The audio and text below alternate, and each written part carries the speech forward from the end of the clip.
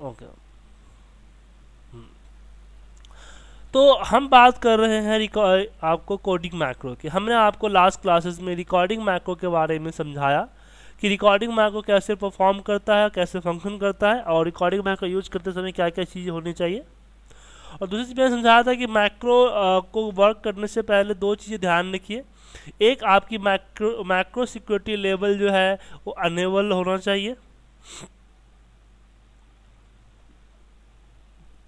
दूसरा, जब भी ये फाइल को सेव करो हमेशा माइक्रो अनेबल वर्कबुक में सेव कीजिए।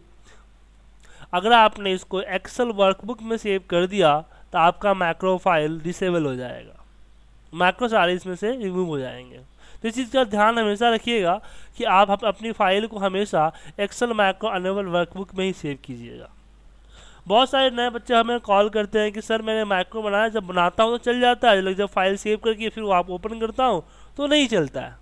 इसका रीज़न यही होता है जो मैंने आपको बताया कि उन्होंने फाइल को सेव एज एक्सेल वर्कबुक कर देते हैं।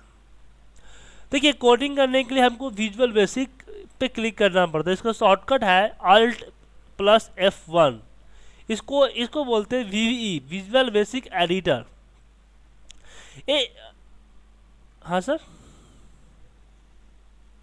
हाँ Alt+F11। अगर आपके पास डेवलपर टैब नहीं आया है तो एक तो आप डेवलपर टैब ले आइए, एक्सेल ऑप्शन में जाके एक्सेल ऑप्शन के इसमें प्रूफिंग में जाइए, प्रूफिंग नहीं सॉरी इसमें आता है, पॉपुलर में ही आता है यहाँ पे show developer tab in the ribbon. अगर आप एक्सेल 2013 यूज कर रहे हो, अजय जी आप कौन सा एक्सेल यूज कर रहे हो? हाँ 13 यूज कर रहे हो तो ऑप्शन के अंदर में आपको कस्टमाइज रिबन में मिलेगा यहाँ पे डेवलपर बार। Alt+F11 इसको बोलते हैं VBE, visual basic for editor. Visual basic editor बोलते हैं। ये जरूरी नहीं, ये सिर्फ एक्सेल में ही अवेलेबल नहीं है। आप बोलोगे सर इस तरह के हम कोडिंग एक्सेल में ही कर सकते हैं, आप MS वर्ड पे भी जाके Alt+F11 यूज करोगे तो वहाँ भी आपको ये VBE दिखेगा। मतलब कि जो विजुअल बेसिक एडिटर इनबिल्ड होता है माइक्रोसॉफ्ट ऑफिस के साथ, माइक्रोसॉफ्ट ऑफिस का जितने भी एप्लीकेशन हैं, किसी भी एप्लीकेशन पे जाके Alt+F11 आप करते हैं तो आपको ये VBE, विजुअल बेसिक एडिटर मिल जाएगा। ठीक है सर। अब इसमें हम कोडिंग लिखना चाहते हैं। लास्ट क्लास में मैंने आपको डिक्लेरेशन ऑफ द मैक्रो समझा दिया था कि हम मैक्रो को कैसे डिक्लेयर करते हैं। अब बारी आती है कि हम मैक्रो की कोडिंग करें कहाँ। जब हम VBE खोलते हैं तो आपको इस तरह का विंडो मिलता है, या फिर कभी तो आपको इस तरह का विंडो मिलेगा ब्लैंक।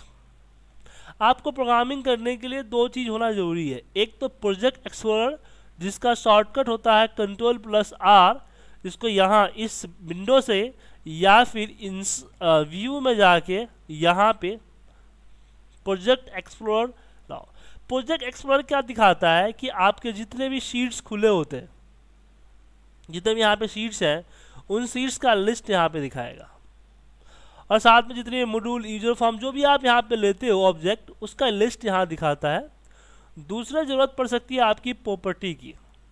आप प्रॉपर्टी पे क्लिक कीजिएगा तो यहाँ पे आपको प्रॉपर्टी पे आपको यहाँ पर दिखेगा कि उस पर्टिकुलर ऑब्जेक्ट जिसको आप सिलेक्ट करोगे उसकी प्रॉपर्टीज यहाँ पे दिखेगा। जैसे कि अगर मैंने अभी देखिए सीट पे क्या है, आप ABCD इस तरह से लेफ्ट टू राइट चल रहे हो। अगर आप पर्टिकुलर सीट 1 को मैंने सिलेक्ट किया, इसकी प्रॉपर्टी में होता है डिस्प्ले राइट टू लेफ्ट, इसको मैंने ट्रू कर दिया तो देखिए अब सीट 1 पे जाके ये इधर लेफ्ट से स्टार्ट हो गया, हमारा राइट से स्टार्ट हो गया। ठीक है, तो ये चीज़ें, इस पर्टिकुलर ऑब्जेक्ट जो आप सिलेक्ट करते हो उसकी प्रॉपर्टीज यहाँ पे दिखाता है। आप प्रॉपर्टी चेंज करके आप उसका यूज कर सकते हो। जैसे कि आप राइट क्लिक करके हाइड कर देते हो, वापस इसको सेलेक्ट करके अनहाइड कर देते हो। आप चाहते हो कि जब मैंने राइट क्लिक करके हाइड किया, जब मैं सीट को हाइड करूँ तो कोई भी पर्सन उसको अनहाइड ना कर सके, और मैं इस काम को करने के लिए जनरली लोग क्या करते हैं, रिव्यू में जाते हैं और प्रोटेक्ट कर देते हैं वर्कबुक को। लेकिन जब वर्कबुक को हम प्रोटेक्ट करते हैं तो सिर्फ हमारा ये सीट 1 सीट 2 इस यही हाइड नहीं होता है, इसके साथ और भी सीट इंसर्ट करना, सीट डिलीट करना, बहुत सारी चीज़ें जो है वो भी डिसेबल हो जाते हैं। ठीक है, तो आप चाहते हो कि नहीं ऐसा ना हो, तो उसके लिए आप प्रॉपर्टीज पे जाइए, यहाँ पे विजुअल है, विजुअल में एक है हिडन, आप सीट हिडन पे क्लिक करते हो तो नॉर्मली जो आप यहाँ से हाइड करते हो वही होता है।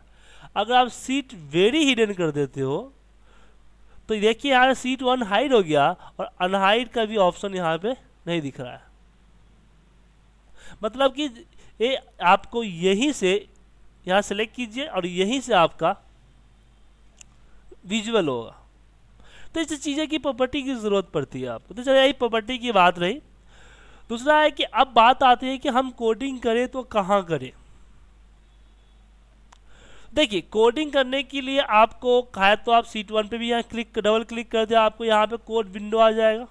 इस कोड विंडो पे आप काम कर सकते हो, सीट 2 पे भी, सीट 3 पे भी, दिस वर्क पे भी, और यहाँ पे लेकिन इन सबों पे हम पब्लिक मैक्रो की कोडिंग नहीं करते हैं। यहाँ पे हम इवेंट मैक्रो की कोडिंग करते हैं। क्यों? क्योंकि अगर हमने सीट 1 पे डबल क्लिक करके यहाँ पे कोई सब्जेक्ट डिफाइन करके कोडिंग किया तो क्या होगा कि ए मैक्रो दो चीज़ें होगी। ए मैक्रो सिर्फ सीट 1 पे ही परफॉर्म करेगा और सीट 1 का ही रेफरेंस लेगा। दूसरी प्रॉब्लम होगी इसकी जो कोडिंग है, कोडिंग सीट 1 के साथ सेव हो जाएगी। अब सीट 1 के साथ ही आपकी कोडिंग ये सेव हो जाएगी। तो प्रॉब्लम क्या होगा कि जब सीट 1 को आप डिलीट करोगे तो आपका पूरा का पूरा कोड डिलीट हो जाएगा और हमारा वर्कशीट की सीट्स डिलीट और इंसर्ट होते रहते हैं। इसलिए हम जब भी कोडिंग करेंगे उसके लिए हम इंसर्ट में जाएंगे, एक नया मॉड्यूल इंसर्ट करेंगे और इस पे हम कोडिंग करेंगे। इसमें कोडिंग करने से क्या होगा कि जो भी कोड्स हैं आपके, ये आपके इस पे मैक्रो प्रॉपर्टी के साथ सेव हो जाएगा, मैक्रो आपके एक्सेल फाइल के अंदर में, और इसको आप कहीं भी कॉल कर सकते हो। तो चलिए एक मैक्रो डिक्लेयर करते हैं। पब्लिक मैक्रो डिक्लेयर करने के लिए आप एक तो ऐसे लिख सकते हो public macros, sorry public subject लिखना पड़ेगा, माफ कीजिएगा, subject macros name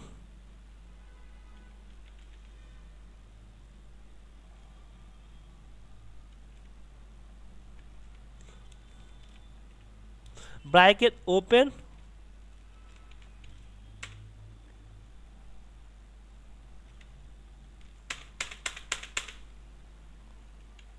and macro close. ठीक है सर। अब देखिए आपके मैक्रो लिस्ट में इस टेस्ट 1 का लिस्ट में आ गया। अब जैसे कि संजीव जी ने क्वेश्चन पूछा कि इस मैक्रो को, इस फाइल जब तक बुक 1 जब तक ओपन है तब तक हम बुक 2 पे भी देख सकते हैं, लेकिन अगर मैंने बुक 1 को क्लोज कर दिया तो फिर इस मैक्रो को हम रन नहीं कर पाएंगे। तो ऐसी क्या फैसिलिटी है जो हम उस सारे मैक्रो को रन कर सके, तभी हम आपको बताते हैं। अब जो भी हम कोडिंग करेंगे, एक कोडिंग हम इन दोनों के बीच में ही करेंगे। तो जैसे कि मैं लास्ट क्लासेस में आपको बताया था कि जब भी आप कोडिंग करते हो तो आप उसका एल्गोरिदम तैयार कर लो। तो मुझे एक छोटा सा फॉर्मेट बनाना है, इसकी मैं एल्गोरिदम तैयार कर रहा हूँ। स्टार्ट मतलब डिक्लेरेशन, मैक्रो डिक्लेरेशन हमने कर लिया। स्टेप 1 है हमारा सेलेक्ट A1। तो A1 को सेलेक्ट करने की कोडिंग बनेगी रेंज, अभी जो है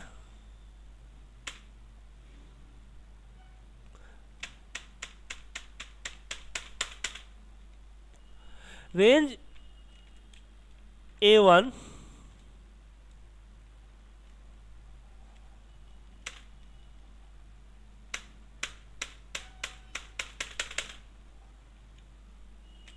dot value, sorry dot select.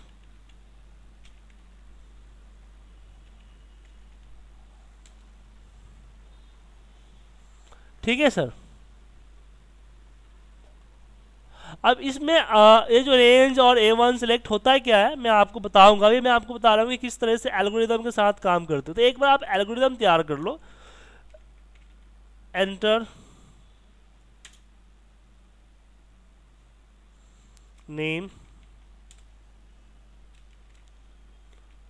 Select B1 enter role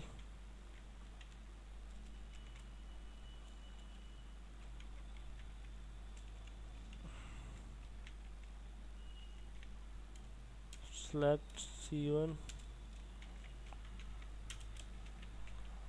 आपने मैंने इस तरह से एल्गोरिदम मान लो इतना ही के लिए बनाया, इतनी एल्गोरिदम है। तो मैं पहला था सेलेक्ट रेवन, अब आता है जो सिलेक्ट है उसमें एंटर नेम। तो मैं यहाँ पे लिखूँगा कि selection dot value equal to name. देखिए जब भी आप प्रोग्रामिंग करेंगे हमेशा स्मॉल लेटर नहीं तो कैपिटल लेटर में करेंगे। स्मॉल लेटर और कैपिटल लेटर में करने का फ़ायदा क्या होता है कि आपका टाइटल केस में कन्वर्ट हो जाता है। टाइटल केस कन्वर्ट हो गया तो इसका मतलब क्या है, आपकी कोडिंग सही है।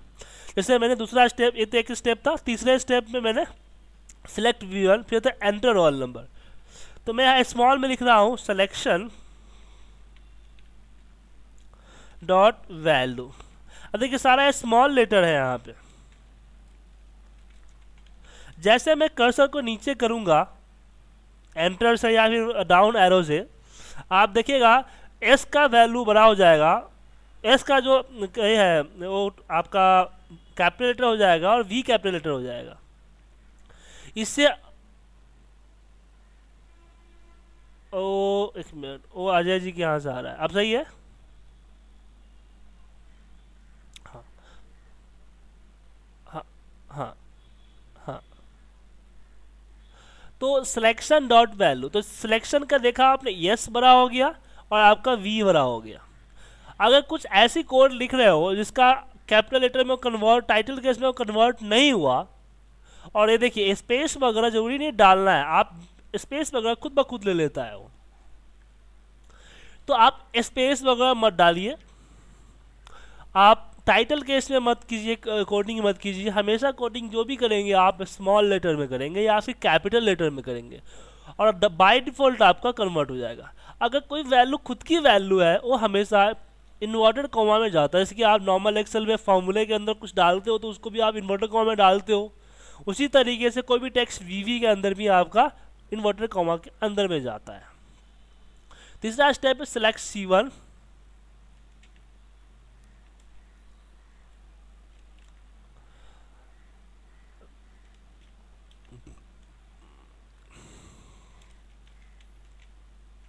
तो इसीलिए मैंने आपको बताया कि जब भी आप प्रोग्रामिंग करो तो आप एल्गोरिदम तैयार करो। शुरुआत में एल्गोरिदम के बिहाफ से चलो कि एल्गोरिदम बहुत इंपॉर्टेंट पार्ट है VVN किसी भी प्रोग्रामिंग के पार्ट का। अगर आप BTech MTech BCA MCA करते हो तो 4 चैप्टर है, 4 बुक है, 4 सब्जेक्ट है एल्गोरिदम के। तो एल्गोरिदम किसी भी प्रोग्रामिंग लैंग्वेज के लिए मोस्ट इंपॉर्टेंट पार्ट है। एल्गोरिदम के माध्यम से क्या होता है कि हम प्रोग्राम का ब्लूप्रिंट तैयार कर लेते हैं, देन हम प्रोग्रामिंग करते हैं। तो उससे क्या होगा कि हमसे कुछ छूटता नहीं है। जैसे कि एक आर्किटेक्चर बिल्डिंग बनाने से पहले बिल्डिंग का ब्लूप्रिंट तैयार करता है, नक्शा तैयार कर लेता है, उसी के बिहाफ से आपका बिल्डिंग बनता है। उससे फायदा क्या होता है कि बिल्डिंग में बनते समय कोई गलतियां होने का चांस नहीं होता है, क्योंकि उनके पास कैसे बनाना है उसका पहले से होता है। उसी तरीके से जब प्रोग्राम आप लिख रहे हो तो आप उसका एल्गोरिदम तैयार कर लोगे तो एक तरह से आपका प्रोग्राम का ब्लूप्रिंट मिल जाएगा, और फिर आपको इस प्रोग्राम के अंदर में क्या क्या किस किस तरह की कंडीशन लगानी है वो आपको सोचने की ज़रूरत नहीं पड़ेगी, क्योंकि आपके पास उसका पूरा रहेगा, उसको देखते कि आप यूज करते चले जाओगे। अब मैं इसको रन करूं तो रन करने के लिए मैं यहीं से भी रन कर सकता हूं या फिर मैक्रो लिस्ट में जाके रन कर सकता हूं। तो आपका जो मैक्रो आपने लिखा है, जो कोड आपने किया है, वो परफॉर्म कर जाएगा। अब आपने जो पब्लिक मैक्रो बनाया है, अब पब्लिक मैक्रो में आपको पब्लिक लिखना जरूरी नहीं है, पब्लिक को डिलीट कर सकते हैं, पब्लिक आपका साइलेंट होता है। उसके बाद अगर मैं मैक्रो में रन किया तो आपका रन हो जाता है। अगर आप शॉर्टकट के जरिए रन करना चाहते हो तो आपको शॉर्टकट यूज कर लो यहाँ पे ऑप्शन से। कैसे किया हमने, मैक्रोज पे गया, ऑप्शन, कंट्रोल क्यू। देखिए अब क्या है, इस मैक्रो को हम रन कर सकते हैं कि मैक्रो मेरा बुक 1 पे ही है। जब तक मेरा बुक 1 फाइल सेव है, ओपन है, तब तक मैं किसी अनदर फाइल, जैसे कि मैंने बुक 3 ओपन कर लिया, एक नया आपका एक बुक 3 ओपन हो गया, मैं इस पे रन कर सकता हूँ, इंग्लिश में शो होगा। लेकिन जैसे मैंने बुक 1 को सेव कर देता हूँ, मैं यहाँ पे आज के डेट के 24/7 के नाम से सेव कर देता हूँ, ठीक है, और 24/7 को मैं यहाँ से क्लोज कर देता हूँ। अब देखिए माइक्रो लिस्ट में वो है ही नहीं है सर।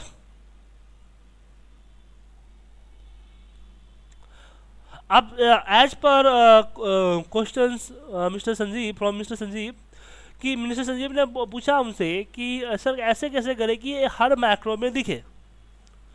उसके लिए आपको उस फाइल को, जो फाइल में मैक्रो आपने रिकॉर्ड किया है या मैक्रो अगर आपने कोड किया है, उसको आप ओपन कीजिए, उस फाइल को आप सेव एज कीजिए, जहाँ पे आपने एक्सेल एडिन सिलेक्ट किया था उसके जगह पे Excel workbook macro enable workbook select किया था, उसके जगह पे आप माइक्रो अनेबल वर्कबुक के जगह पे एक्सेल एडिन सिलेक्ट कर लीजिए, और जिस लोकेशन में आप सेव करना चाहते हो उस लोकेशन में लोकेशन चेंज जरूर कर लीजिएगा, सेव कर दीजिए। अब डी ड्राइव में आप जाके देखिएगा कि एक 20.7 का एक फाइल बन गया होगा, ये रहा, और इसका आइकन कुछ अलग तरीके से दिखेगा आपको। उसका आइकन कुछ इस तरीके का, इस तरह के आइकन जितने भी दिखेंगे आपको, उसका मतलब है कि आपका वो एड इन्स है।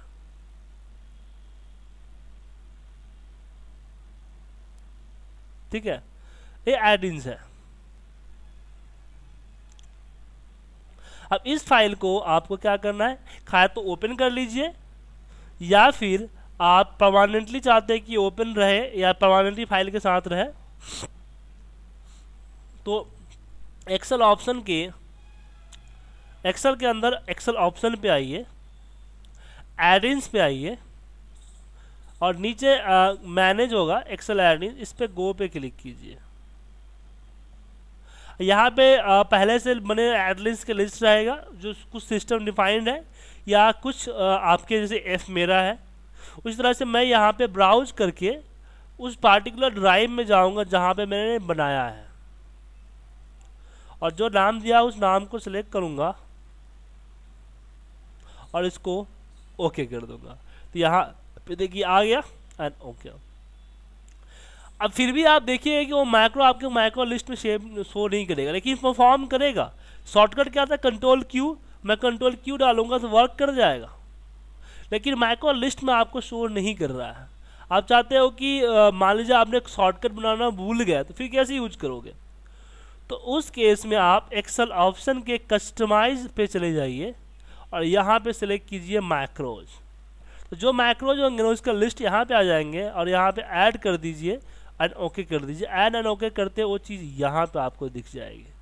फिर जहाँ परफॉर्म करना है वहाँ इस पर क्लिक कर दीजिए, परफॉर्म कर जाएगा। तो ऐड इन्स को अपने एक्सेल में कैसे जोड़ सकते हैं, आप समझ में आया आपको? अजय जी एंड संजीव जी, कोई डाउट है? अजय जी आपको कोई डाउट है? तो इस तरह से मैक्रो को आप परमानेंटली अपने अब परमानेंटली इस तरह के मैक्रो किसको करते हैं, जो आपके शॉर्टकट है, मतलब कि वो किसी भी फाइल के लिए परफॉर्म करते हैं। जैसे आपने कोई शॉर्टकट, फिल्टर, शॉर्टिंग, इस सब चीज़ों के लिए कुछ बनाया है, उसके लिए यूज कर सकते हो। पार्टिकुलर रिपोर्ट ऑटोमेटेड रिपोर्ट के लिए नहीं कर सकते, क्योंकि ऑटोमेटेड रिपोर्ट एक पर्टिकुलर फाइल के अंदर ही चलता है, एक पर्टिकुलर डेटा पे। तो उस मैक्रो के इस तरह के एडिंग्स हम नहीं बनाते हैं। एडिंग्स का यूज और भी कर सकते हैं कि मान लो कुछ कैलकुलेशंस या कुछ फॉर्मूलेज वगैरह आपने बनाया है, तो उस फॉर्मूलेज वगैरह के लिए आप बना सकते हो। अब हम बात करते हैं कोड कंसेप्ट की कि ये रेंज हमने लिखा और हमने इसके ब्रैकेट में ही A1 क्यों लिखा, रेंज क्या है, डॉट सेलेक्ट क्यों लगाया, तो इन चीज़ों के बारे में हम चलिए डिस्कस करते हैं। सबसे पहले हम जानना चाहते हैं कि मैक्रो की कोडिंग हम स्टार्ट करें तो पहली लाइन जैसे हम लिख रहे थे, हमने मान लिया कि डिक्लेरेशन था तो मैंने डिक्लेयर कर दिया, चलो सब्जेक्ट, तो हमको समझ में आ गया कि हमें डिक्लेयर करना है।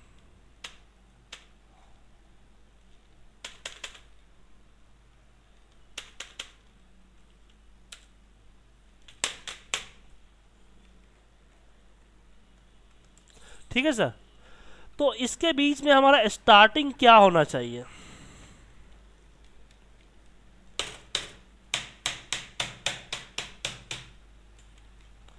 मैं जानना चाह रहा था कि स्टार्टिंग क्या होना चाहिए।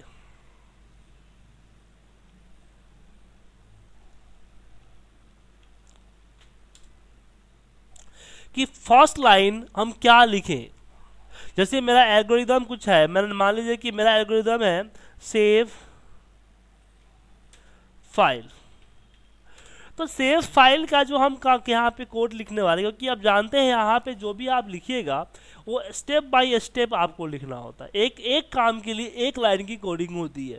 ये सिंगल स्टेप प्रोग्रामिंग लैंग्वेज कहलाता है आपका VBA। तो सेव फाइल करना है तो इसमें स्टार्टिंग वर्ड क्या लिखें, किससे स्टार्ट करें सेव फाइल की कोड के लिए।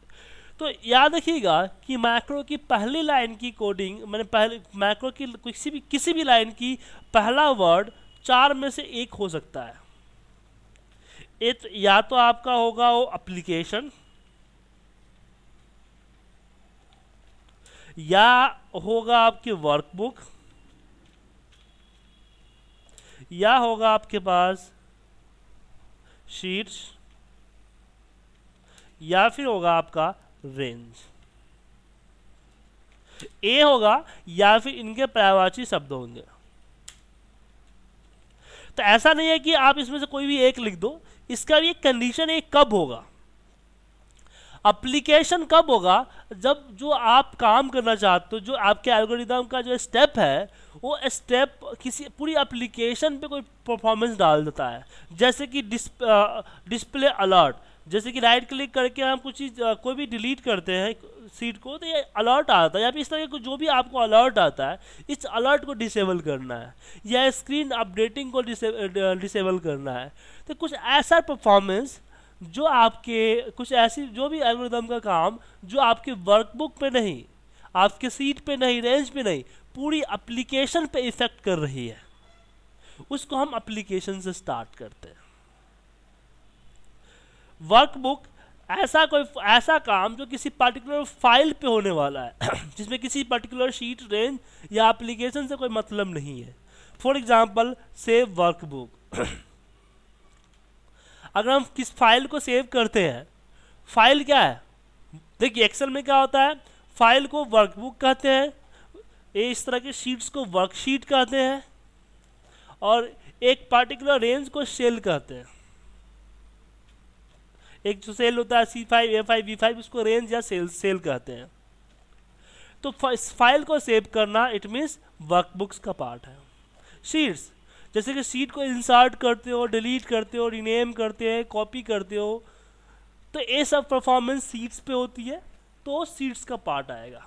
रेंज ऐसा काम जो आपके एक सेल पे होता है, जैसे A1, B1, C1, उसकी चीज़ को हम करते हैं। जैसे कि ऊपर में था कि हमारा सिलेक्ट A1, तो A1 को सिलेक्ट करना है, इसमें किसी फाइल किसी सीट का हाथ नहीं है, इसलिए वो रेंज से स्टार्ट हुआ है। तो आपके इसको 4 पिलर ऑफ द प्रोग्रामिंग, 80% आपका कोडिंग जो है इन्हीं चारों में से कोई एक से स्टार्ट होता है। कि 4 पिलर ऑफ द मैक्रो हम इसको बोलते हैं कि मैक्रो अगर बिल्डिंग है तो इस मैक्रो का 4 पिलर है जिस पे पूरा मैक्रो प्रोग्रामिंग टिकी हुई है। ठीक है, तो ये चारों की चीज समझ में आ गई कि चारों कब आपको मतलब कि स्टार्ट करने हैं।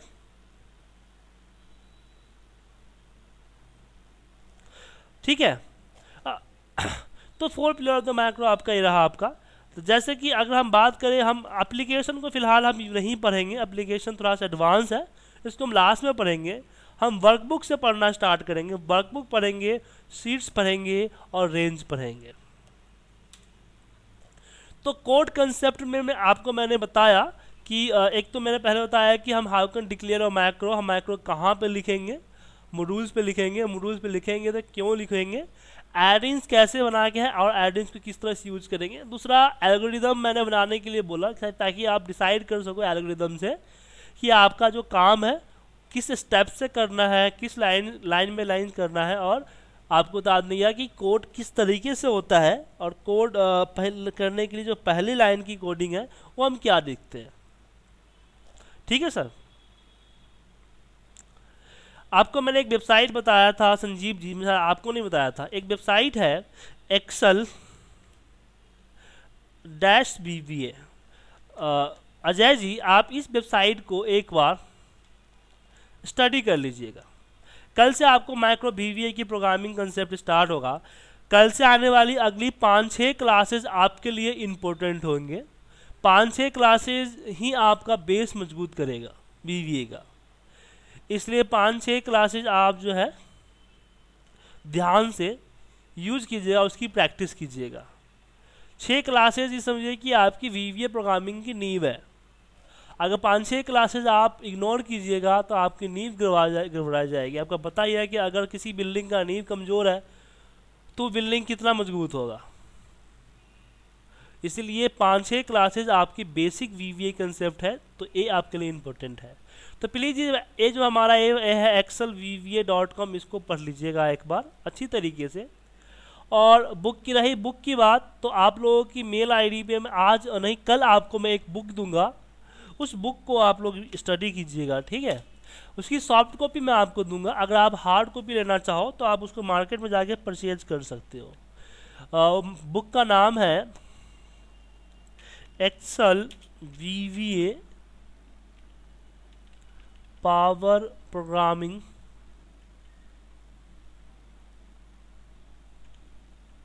excel-VBA एक्सेल 2010 या 2013 भी आ गया है इसका प्रोग्रामिंग बाय जॉन बाकनबिच। इसकी लिंक भी मैं आपको दे ही देता हूँ। ये रहा इसकी लिंक है, यहाँ से आप डाउनलोड कर लो, मैं चैटिंग में भेज रहा हूँ, आप लोग क्लिक कर लीजिएगा, डाउनलोडिंग होने लगेगा। ठीक है, ये बुक का इमेज इस तरह से ये रहा आपका जॉन बाकनबिच। ये बहुत अच्छी बुक है। इस बुक को प्लीज़ आप लोग अगर परचेज कर सकते हो तो कर लेना, वरना मैंने आपकी इसकी PDF की सॉफ्ट कॉपी तो भेज ही दी है। 2010 एरा एंड 2013 एरा, तो आप परचेज कर ही रहे हो तो डायरेक्ट 2013 ही परचेज कर लेना।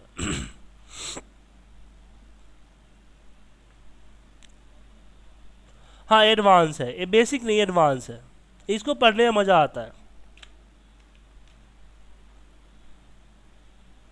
ये रहा, और इसकी सॉफ्ट कॉपी जो है बड़ी कम मैंने नहीं मिलती है। मैं काफ़ी ट्राई किया इसकी सॉफ्ट कॉपी की, इसकी सॉफ्ट कॉपी आई नहीं है।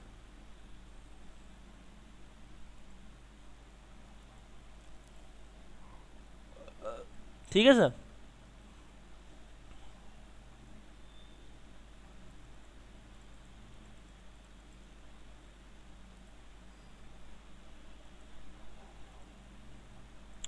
हाँ सर क्या बोल रहे हैं?